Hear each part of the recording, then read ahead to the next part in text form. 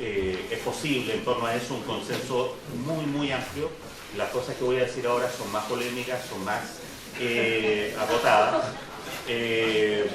porque lo que me interesa es poner la Asamblea Constituyente en la perspectiva estratégica de la política de la izquierda, ¿sí? Y eso desde luego no es el problema de todo el pueblo chileno, es el problema de la izquierda, ¿sí? Por supuesto, la izquierda es la mayoría del pueblo chileno, digamos. La gran izquierda que está hecha de muchas izquierdas distintas, como debe ser. El orden en que voy a decir las cosas, como siempre, muy rápidamente, ¿no es cierto?, es que yo creo que para poner la Asamblea Constituyente en la perspectiva estratégica, hay que tener una perspectiva estratégica de la izquierda, es necesario entender lo más cabalmente posible la forma profunda del neoliberalismo, no el neoliberalismo simplemente. Hay que ser capaz de convertir esa conciencia de en qué consiste la profundización del neoliberalismo en una perspectiva estratégica. Hay que ser capaz de aterrizar esa perspectiva en medidas concretas, urgentes, sin las cuales no funciona nada. Alguien me decía en la conversación en el recreo, resulta que si multiplicamos funcionarios faltan recursos. En Chile no faltan recursos. En Chile sobran recursos. El problema es que los recursos se los llevan las AFP, se los llevan las transnacionales del cobre, se los llevan las pesqueras. Y entonces, hay que aterrizar a esas cuestiones, ¿no es cierto?, urgentes. Mi opinión es que es necesario, y después de hacer esto, ¿no?, yo voy a terminar con un segundo material pedagógico, después de terminar con eso, conversando, ¿sí? Mi opinión es que es necesario distinguir el cuento que nosotros mismos nos hemos contado sobre el neoliberalismo, ¿no es cierto?, durante años, de lo que el neoliberalismo es ahora, en este país emblemático, diría uno, ¿no es cierto?, de la profundización neoliberal. Hay que tener presente que este estado del neoliberalismo no requirió de un shock económico ni de una dictadura. El neoliberalismo es mucho más eficiente en democracia. Eso es lo que ha pasado en casi todos los países del mundo. El neoliberalismo se ha ido implementando de manera lenta, no en shock, y en democracia, y ojalá avalado por partidos socialdemócratas. Felipe González, François Mitterrand, ¿no es cierto?, son los que iniciaron la oleada neoliberal, a pesar de que teóricamente eran gobiernos de izquierda, digamos, ¿sí? Es lo que pasó con los gobiernos demócratas cristianos en Italia, es lo que pasó con Alfonsín, ¿no es cierto?, con Menem en Argentina, en democracia. Curiosamente, los milicos tenían una concepción nacionalista, desarrollista, y son, ¿no es cierto?, las concertaciones por la democracia las que han implementado el neoliberalismo realmente profundo. Para eso, lo que hay que tener presente es que el neoliberalismo no requiere de una privatización general y directa, ¿no? No, aquí lo fundamental es que se privatizaron los recursos naturales, los fondos previsionales, eso es lo fundamental. Esa privatización fue directa, inmediata, ¿sí? Sin embargo, todo el resto, lo que se ha hecho es ir destruyendo lentamente los bienes públicos para potenciar lentamente la ganancia, ¿no es cierto?, y la organización privada. ¿Cuáles son las vigas maestras de esta etapa profunda, de la cual nosotros somos la vanguardia en el planeta, digamos? Nuestro orgullo de que somos más neoliberales que ningún otro, digamos, ¿sí? Eso, orgullo monstruoso. Las vigas maestras del neoliberalismo son la desnacionalización de los recursos naturales, la privatización de los fondos de pensiones, la reorientación del gasto estatal hacia el lucro privado, la elusión tributaria masiva. De ahí sale la plata. Toda la salud y toda la educación privada en Chile la ha pagado el Estado a través de las subvenciones, ¿sí? La elusión tributaria es la que ha permitido que las mineras, ¿no es cierto?, prácticamente no paguen impuestos. Nominalmente pagan el 23%, de hecho, prácticamente no pagan nada, ¿sí? ¿Cuáles son los mecanismos? ¿Sí? La primera cuestión es la precariedad en el empleo, en general, y en particular la precarización del empleo estatal. ¿No? La precarización del empleo estatal hace que el Estado no haya disminuido. El Estado tiene más empleo, da más empleo que nunca. Sin embargo, el empleo estatal es precario, lo que crea una relación clientelística con una enorme masa de la población. Todo el mundo se pone pálido cuando va a cambiar, ¿no es cierto?, la coalición política del gobierno, porque una fracción muy importante del empleo nacional depende del Estado directa o indirectamente a través de empleos precarios. La precariedad del empleo. En segundo lugar, la mercantilización de los servicios, que forma parte de una política general de privatización de los derechos. Usted tiene derecho a la educación, pero para ejercer su derecho a la educación tiene que ir a un privado a que le dé, ¿no es cierto?, el servicio, y nosotros como Estado le podemos pasar plata para que usted le pague al privado. ¿Sí?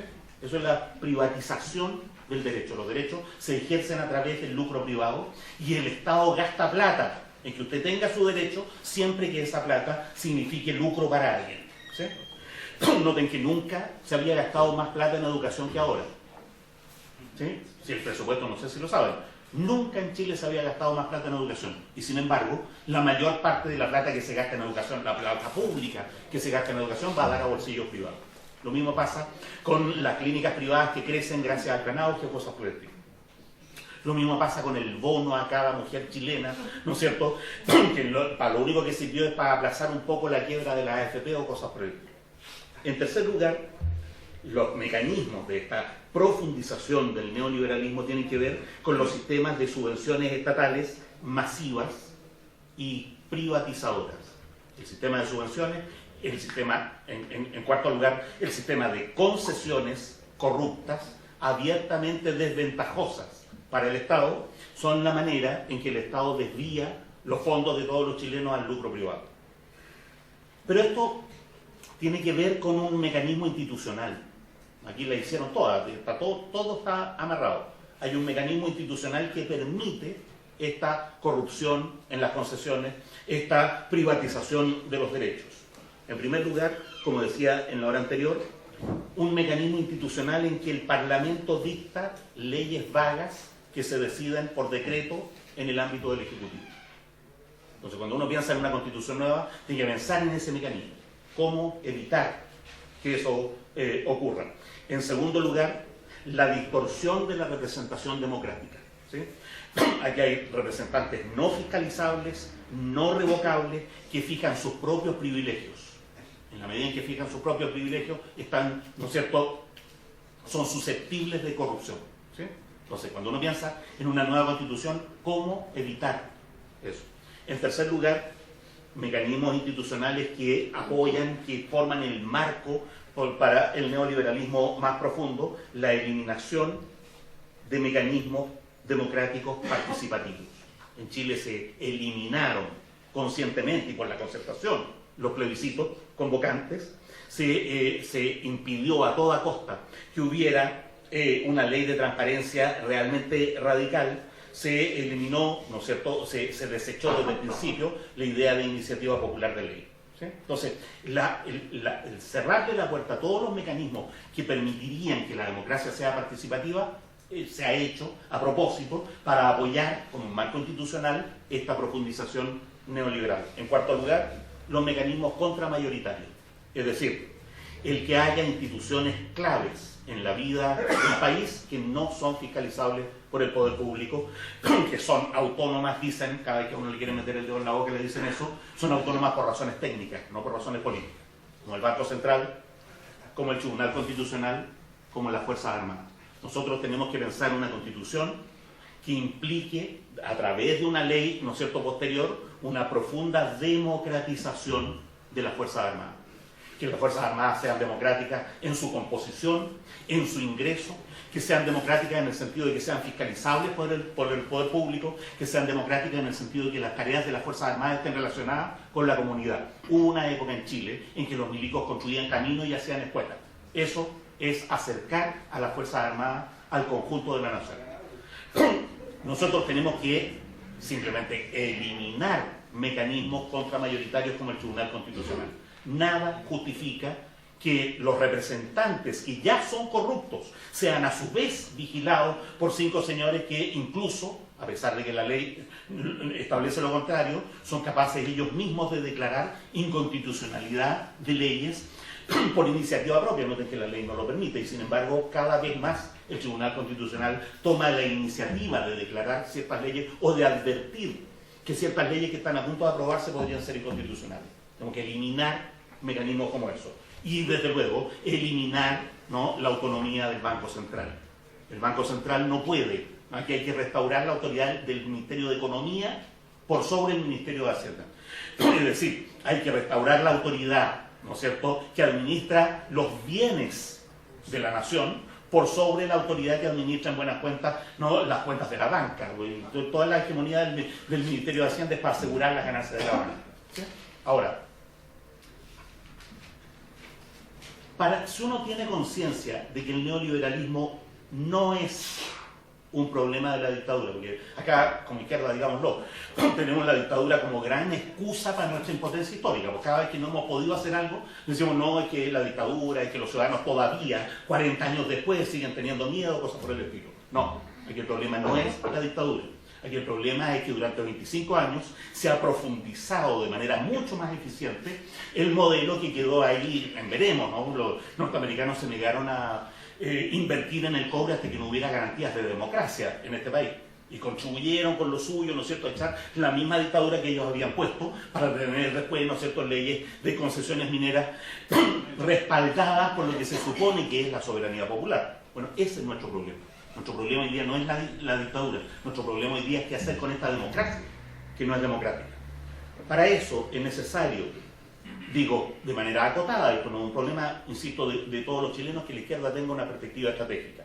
Una perspectiva que tiene, a mi gusto, dos cuestiones que hay que distinguir. Un horizonte político y un horizonte económico-social.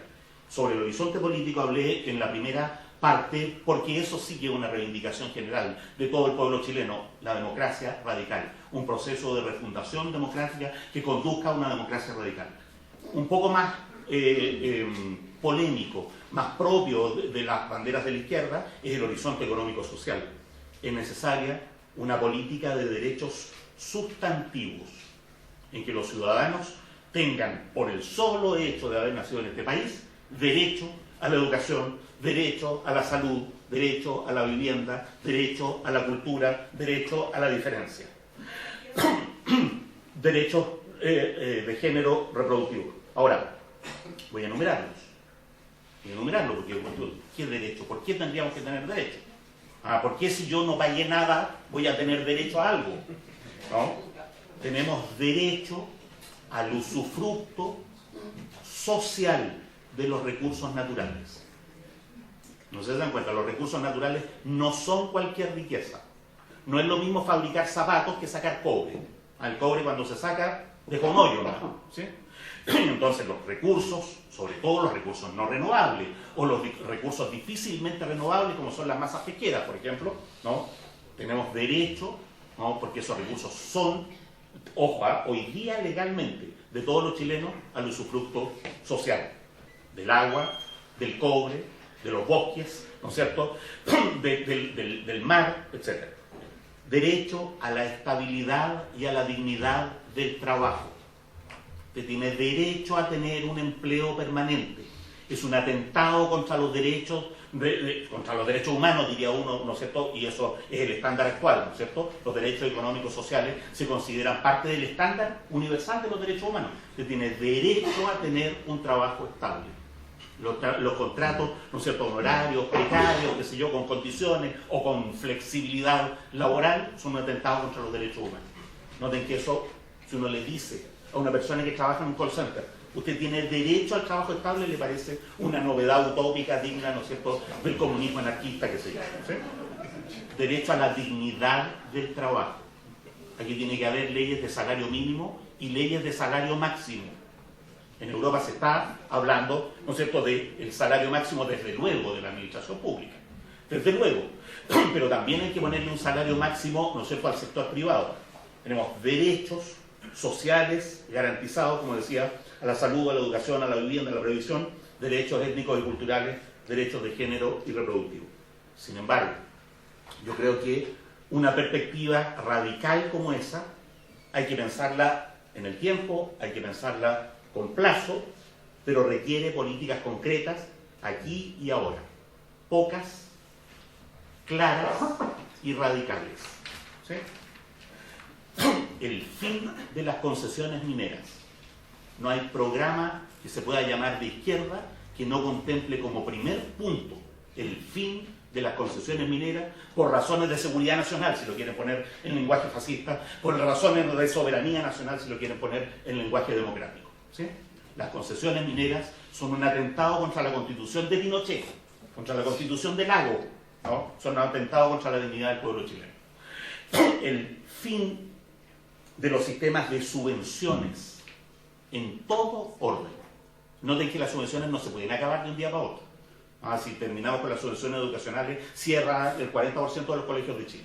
No, lo que hay que hacer es congelar las subvenciones que se dan a privados, disminuirlas en el plazo que quieran, 10, 15, 20 años, y empezar a volcar los recursos que se gastan en subvenciones en potenciar la educación pública. Lo mismo hay que hacer en salud. Hay que congelar el auge y empezar a construir hospitales públicos realmente públicos. Y no edificios en que todos los servicios son concesionados. No sé si se dan cuenta que los hospitales públicos que se están construyendo ahora no son hospitales públicos, son lugares públicos para que se haga ejercicio privado de la medicina. Incluso pueden venir de las clínicas, ¿no es cierto?, a dar el servicio público con la infraestructura pública, ¿no?, con los insumos públicos, ¿no? Y la plata del auge va a dar de todas maneras a la clínica privada y de esa manera se evita que las clínicas privadas se llenen de robo. ¿Sí? No. Nosotros tenemos que garantizar la cobertura educacional para el 100% de la demanda. Noten que de lo que se trata no es de cerrar las universidades privadas, de lo que se trata es de quintuplicar la matrícula de las universidades públicas. No sé si entienden la figura. La figura es que los estudiantes no tengan necesidad de postular a la Universidad Andrés Bello, ¿no es cierto?, a la Universidad Arci o a la Universidad Diego Portales, porque debe haber universidades públicas. Para eso es necesario quintuplicar el presupuesto de las universidades, construir campos universitarios, construir liceos y escuelas, construir todo un sistema desde cero, porque no existe, de educación técnico-profesional. El Estado tiene que garantizar el 100% de la cobertura educacional en todos los niveles. Noten que el problema no es el lucro en educación. En rigor, si el Estado cumpliera con su deber, la gente no tendría necesidad de ir a pagar colegios particulares. Y si quieren tener colegios particulares, los que quieran, ¿no es cierto?, pagar colegios particulares, que los paguen, ¿no? Noten que se dice que si se mantuviera el lucro en los colegios particulares, habría segregación. Como si los ricos fueran a mandar alguna vez a sus hijos a los liceos públicos. ¿Sí? No. No lo que pasa en Perú con la Universidad de San Marcos de Lima y la Universidad Católica de Lima. No, la Universidad de San Marcos es gratis, ¿no? Está garantizada. Sin embargo, los ricos mandan a los hijos a la Universidad Católica de todas maneras. Y entonces, no vamos a asegurar que, ¿no es cierto?, no haya esta segregación, qué sé yo, eliminando los colegios particulares, que haya colegios particulares. Nuestro problema es que el Estado cumpla con su deber en educación, en salud, en vivienda. Es una cuestión, un escándalo, que yo insisto, está ahí absolutamente tapado, ¿no es cierto? Las viviendas sociales son un escándalo, son una vergüenza, no son viviendas, son como proyectos de vivienda y después subsidio y subsidio y subsidio. ¿Para qué? Para que un empresario privado se gaste la plata, ¿no es cierto?, por otro lado y siga dando viviendas como el otro. Tenemos que hacer una inversión estatal masiva y basal en educación, salud y vivienda. Tenemos que hacer una inversión basal, masiva, en transporte público. Todos sabemos, ¿no es cierto?, que el Transantiago es un escándalo politiquero en que se pusieron de acuerdo para no pisarse los callos en pasarle 20.000 millones de dólares al Transantiago, ¿no?, y con el equivalente, ¿no?, más encima a las regiones, simplemente por el acuerdo político de yo no te voy a sacar ese escándalo a ti, pero tú no me lo vas a sacar en el próximo gobierno. ¿Sí? Con esa misma plata podríamos tener el mejor de los sistemas de transporte público, ¿no es cierto?, del mundo. Hay que limitar radicalmente el costo del crédito. Actualmente una de las maneras, ¿no es cierto?, más graves de depredación del salario es el costo del crédito. ¿sí? El costo del crédito comercial, el costo del crédito bancario. Hay que impedir a toda costa la especulación financiera. Aquí el Estado tiene que retirar la garantía estatal sobre las deudas privadas. Lo conversaba recién con los compañeros, lo que les pasa a los griegos, ¿no? La deuda griega no es deuda griega, no, es deuda de los bancos griegos avalada por el Estado. Entonces se le pide al Estado, se le exige al Estado que le pase plata a los bancos para pagar, ¿no es cierto?, las deudas que los bancos contrajeron. Y a más de los bancos griegos ni siquiera son bancos griegos, son bancos alemanes en Grecia. Y si los alemanes se prestaron la plata sin mí y después saquean al Estado, ¿por qué? Porque el Estado concedió, bajo gobiernos corruptos, avalar las deudas privadas. Nosotros tenemos que hacer esa declaración. El Estado chileno no va a responder de ninguna deuda privada. Noten que esa sola declaración desalienta toda inversión especulativa en el país, ¿sí? No se entiende por qué el Banco Central le presta plata al 15%, ¿no es cierto?, al 5% anual a los bancos privados, y los bancos privados prestan esa plata al 5% mensual. No sé si se dan cuenta, ¿sí? Hay que prohibir que el Banco Central le pase plata a intereses preferenciales a los bancos privados. Aquí el principal enemigo de la democracia es la banca y las empresas transnacionales depredadoras de recursos naturales. Cuando si uno fija una perspectiva de la izquierda, ¿no es cierto?, no, el panadero de la esquina no es el problema, el supermercado de la esquina no es el problema es la banca, el problema son las empresas transnacionales depredadoras de recursos. Hay que nacionalizar los fondos previsionales, pero no basta con nacionalizarlos. Hay que construir un sistema previsional solidario, hay que cambiar la lógica del sistema previsional, porque noten que lo que nos están ofreciendo es una AFP estatal. Si uno mira en qué condición vergonzosa está el Banco del Estado, uno se puede imaginar la condición vergonzosa que va a tener esa AFP estatal también. No, ahí hay que cambiar la lógica de los fondos previsionales, y los fondos previsionales tienen que ser nacionalizados. Para todas estas cosas es necesaria una nueva constitución, porque resulta que aquí en Chile se amarró institucionalmente todo para que ninguna de estas medidas se pueda tomar. ¿Se dan cuenta? Es decir, todas estas medidas, aunque se aprueben en el Parlamento por mayoría, podrían ser rechazadas por el Tribunal Constitucional. ¿Se dan cuenta? Y entonces, para todas estas cosas necesitamos una constitución gestada democráticamente, una constitución que aspire, ¿no es cierto?, a un régimen de derechos sustantivos y democracia radical. Yo creo que el problema es el programa. Programa. Breve, claro, ¿no?, directo, radical. Es lo que le pasa a los estudiantes en este momento, ¿no? Los estudiantes, después de la consigna no al lucro, no logran tener programa. Y el programa es así de claro: que el Estado se haga cargo del 100% de la demanda educacional. Que la demanda educacional sea financiada por proyecto, no por matrícula, no por subvención, ¿no? Para eso, como izquierda, como parte, ¿no?, de la gran izquierda que está hecha de muchas izquierdas, estamos en una escuela. Para eso estamos fijando una larga marcha. Pedro Yáñez, que estudió paraguayo en la universidad, escribió unas décimas pareadas que nos enseñan la importancia de una escuela, ¿sí? Son décimas pareadas, ¿no? O sea, el primer verso de la primera, el último de la segunda, el último de la primera, ya se van a dar cuenta, se repiten los versos. Esto se llama En la escuela me enseñaron. Y somos nosotros, ¿sí? En la escuela me enseñaron que somos seres humanos, que todos somos hermanos, muy bien me lo recalcaron, pero hay quienes olvidaron que el humano es racional, distinto del animal por su gran inteligencia, y ha de tener su conciencia para ser hombre cabal. Para ser hombre cabal hay que usar el pensamiento, también el entendimiento en pro de la humanidad, buscar la felicidad con que los hombres soñaron, y les digo por lo claro que tiene que ser para todos, no puede ser de otro modo, en la escuela me enseñaron. Siento desesperación tan solo de contemplar al que no quiere estudiar ni cultivar su razón, y nunca da su opinión porque es poco su saber, tampoco quiere aprender, que eso requiere trabajo, pierde su tiempo a destajo sin desarrollar su ser. Sin desarrollar su ser, uno nunca será libre, porque resulta imposible opinar sin entender. Tampoco puede saber lo que pasa en su nación. Es triste su condición de hacer la voluntad ajena. De verlo no siento pena, siento desesperación. Me despido finalmente y agradezco la atención. He dejado mi opinión de este problema latente. Ojalá entre los presentes alguien se sienta aludido. Ofenderlo no he querido, solo quise señalar que la vida no es para andar en las penumbras sumido. En las penumbras sumido el hombre es solo una carga.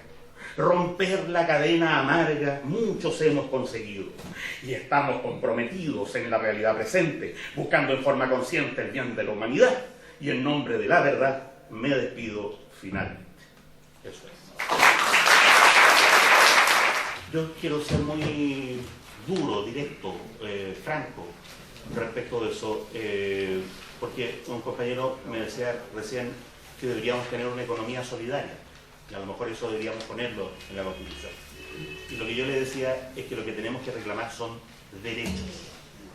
Si pudiéramos reclamar nuestros derechos, no necesitaríamos solidaridad. ¿Sí?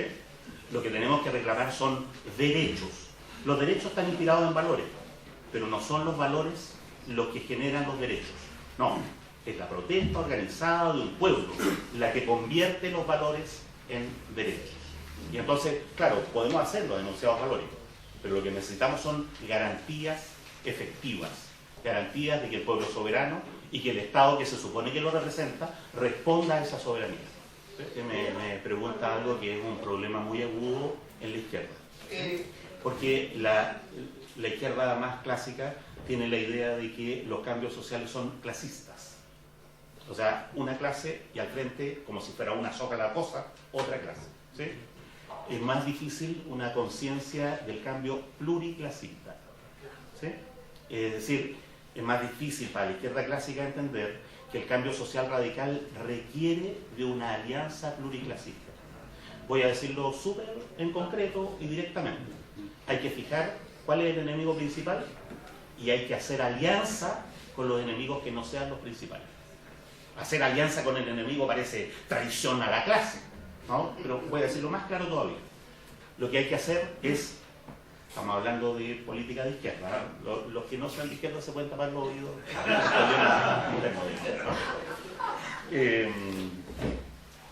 Ahora, los que sean de izquierda muy radical también tápense los oídos porque voy a decir una cosa media ofensiva. El punto es el siguiente: hay que cerrar los bancos y permitir solo un banco, el Banco del Estado. ¿Sí? Hay que nacionalizar los recursos naturales. Esas son las dos grandes peleas. En tercer lugar, hay que hacer una alianza con el capital productivo. Es decir, hay que, a los empresarios capitalistas, pequeños y sobre todo medianos, que son los que dan el empleo, hay que sacarles de encima el costo del crédito y darles crédito estatal barato, a cambio exigiéndole estabilidad laboral y aumento de los salarios. ¿Se entiende?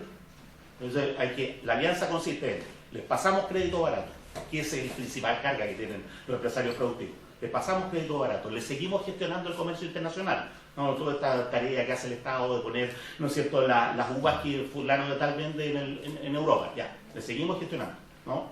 El punto es que el reverso de eso es estabilidad en el empleo, aumento del salario. ¿Por qué? Porque de lo que se trata es de incentivar la creación del consumo interno y convencer a los mismos empresarios que pueden revertir su producción para el consumo interno. Entonces, en términos de la izquierda izquierdista, el problema es ese. ¿No? Usted está diciendo que hay que entrar en alianza con los capitalistas, que son los más explotadores, porque efectivamente son los que más mal pagan. Sí, eso es lo que hay que hacer, ¿no? Los pequeños empresarios, los medianos empresarios dan mucho más de la mitad del empleo.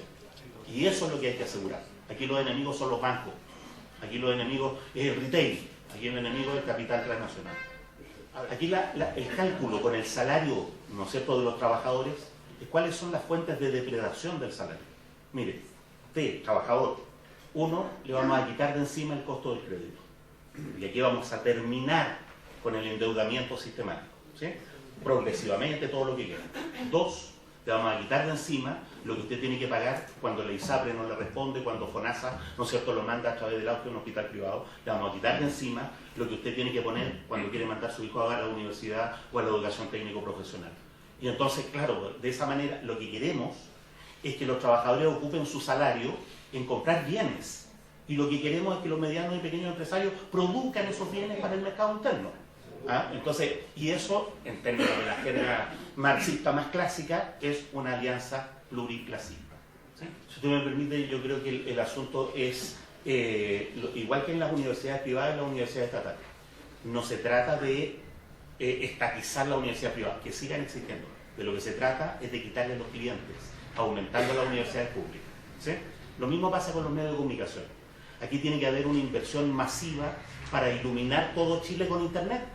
De tal manera que Internet, que actualmente, ¿no es cierto?, tiene Chile un país privilegiado, ¿no? Pero hay un 40% de la población que tiene acceso a Internet. Debería ser una meta del Estado que el uso público de Internet sea gratis. ¿Sí? Aquí financiaron un satélite artificial para comunicar a los milicos. Con un satélite artificial en Chile se puede iluminar todo Chile con Internet. Es decir, lo que hay que hacer es crear medios de comunicación alternativos y jugarse, pero a ultranza, por defender la libertad de prensa, la libertad de expresión. Defenderla. Es lo que hizo Chávez en Venezuela, ¿no es cierto? No vamos a tocar ni con un pétalo de rosa al Mercurio o a la Tercera. De lo que se trata es de quitarle los clientes. Para eso tiene que haber una política muy agresiva del Estado de apoyar, de financiar medios de comunicación de responsabilidad comunitaria. La radio del municipio, la radio, ¿no es cierto?, de la Junta de Vecinos, el canal de televisión regional. ¿Sí? Lo que hay que hacer es diversificar medios de comunicación, crear medios de comunicación alternativos. No sé si entiende. Cuando alguien dice, usted, lo que decía en la UB, ¿no es cierto?, le va a subir el precio del papel para que no salga el mercurio, ¿no? Bueno, va a prohibir Internet. No. Nosotros vamos a respetar, así, pero como si fuera sagrada, la propiedad privada del mercurio, la propiedad privada de Copesa. Lo que queremos al revés es quitarle los clientes, creando medios de comunicación no estatales, sino financiados por el Estado y administrados por la comunidad. Internet es eso. Se financia, ¿no es cierto?, la señal de Internet, pero son los usuarios los que gestionan los contenidos. ¿Sí? Hay cuestiones, claro, hay cuestiones en el orden simbólico que son muy relevantes, muy relevantes. Una, a propósito de la manera en que usted plantea las cosas, es que no estamos pensando ni en ideales ni en utopías. No hay ideal, no hay utopía. Estamos pensando en un Chile posible, ¿no? Porque cuando uno dice utopía, nos tiran al año 3000 al tiro. ¿Sí? No, lo que queremos es un Chile posible, es una cosa. La otra cosa, ¿no es cierto?, es esta conciencia de que somos trabajadores. Mamá, usted en la cocina es una trabajadora. Que a la mamá no le pagan sueldo por ser mamá, bueno, pero usted es una trabajadora. ¿Sí? Usted cuando va a hacer las compras está trabajando. Mantener una familia es un trabajo. Cuestiones en el orden simbólico. Pero por otro lado, hay un Chile profundo que está tapado apenas por el consumismo y por el individualismo. Lo digo porque, a propósito del movimiento estudiantil, profesores como Sergio, ¿no es cierto?, como Gabriel Salazar, Carlos Ruiz y yo mismo, fuimos a miles de partes, nos invitaron, ¿no es cierto?, a colegios, a tomas.